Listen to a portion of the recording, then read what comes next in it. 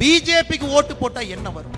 பிஜேபிக்கு ஓட்டு போட்டா முதல்ல நம்முடைய பாதுகாப்பு உறுதி செய்யப்படும். 10 ஆண்டு காலமாக எத்தனை குண்டுவெடிப்பு நடந்தது?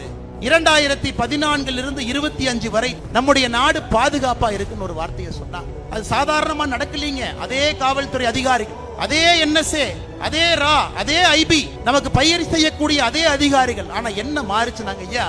மேலே உட்காரக்கூடிய மனிதன் மட்டும் நரேந்திர மோடி என்கின்ற மனிதன் வந்து அந்த பீடத்தில் அமர்ந்தார். தனக்கு இடப்பட்ட 2 வேலைகளை முக்கியமாக எடுத்தார். ஒன்று மக்களுடைய உயிர், இரண்டாவது மக்களுடைய உடைமை. நம்முடைய ஆட்சியில NDAல 2014 இருந்து அதிக முக்கியத்துவம் நாம் கொடுத்தது நம்முடைய செக்யூரிட்டி.